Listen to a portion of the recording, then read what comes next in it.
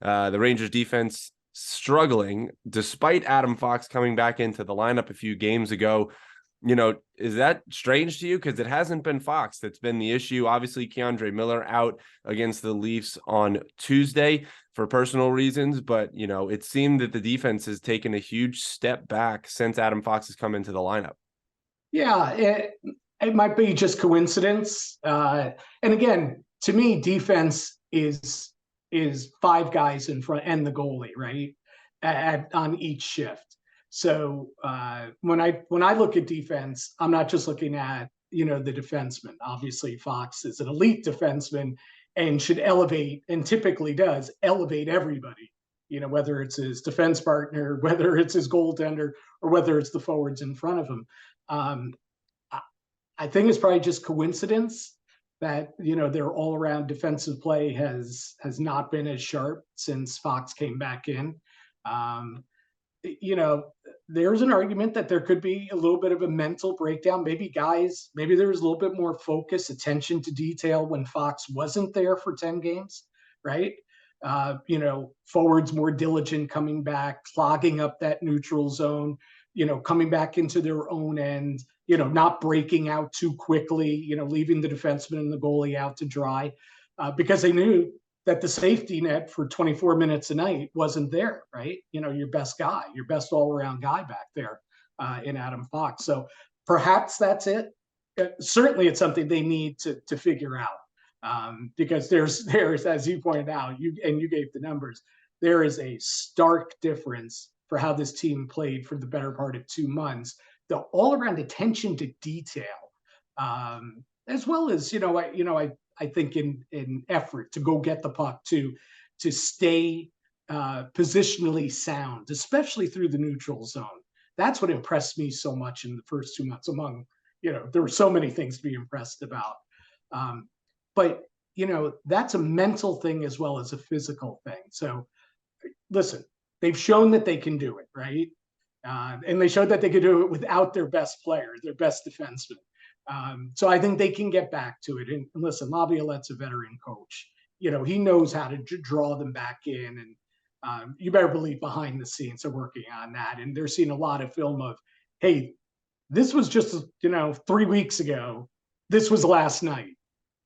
Let's look at the differences, compare and contrast.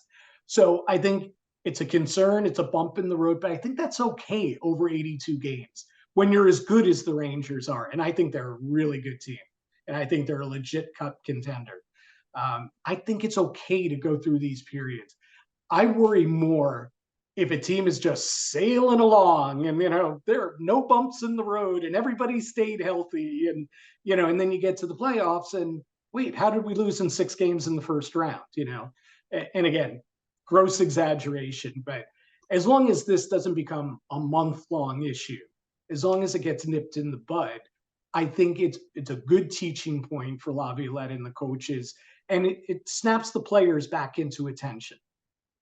Well, I'm glad you mentioned that, because if you look at the Rangers' next 9 games, they play three sets of back-to-backs between now and January 2nd. They got to play at Boston, at Toronto, home against the now red-hot Edmonton Oilers, play against the Sabres, who have given them trouble, the Caps, who just beat them, and then a back-to-back in Florida against a very good Panthers team and, arguably one of the best goalies of our generation in Andrei Vasilevsky. Oh, and by the way, January 2nd, you get to go play the Carolina Hurricanes, who have also won 6 in a row right now. So, the schedule doesn't lighten up for the Rangers anytime soon. How likely do you see them pulling themselves out of it within the next, 3 weeks? Yeah, I think they will. Good teams rise to the level of competition, and sometimes, a good team will kind of go the opposite way against teams that they know that they're better than. But I don't necessarily see that right now with the Rangers. I think it's something they're going through no matter the opponent. But you saw them against LA. I mean, that's I guess the 2 most recent examples are really good teams that they faced were their last 2 games. Toronto is considered, for the most part, an elite team. And so are the Kings, who are off to, like the Rangers, just a marvelous start this season. And we saw what they did against the Kings, right? They came out. I thought they dictated the play. I thought they were really good defensively. Obviously, Quick made some unreal saves in that game, um, but they looked like a team that were motivated by their previous loss, right? And they played so much better for the most part over 60 minutes. And then against Toronto, you had just that first 20 minutes, it just they were vastly outplayed. Like Toronto deserved the lead that they ran out to. Um, and then they pulled it together in the second period, right? Where you're like, oh, yeah, this is what the Rangers do. They can fall behind even against a really good team. And then all of a sudden, slowly but surely, they've locked it down. Toronto wasn't getting good chances. Igor hardly had to do anything in the second period.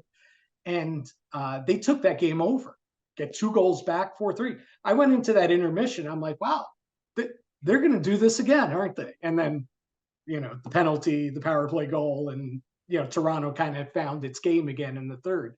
But I'm not worried about them facing good opposition coming up. In fact, I think it's a good thing.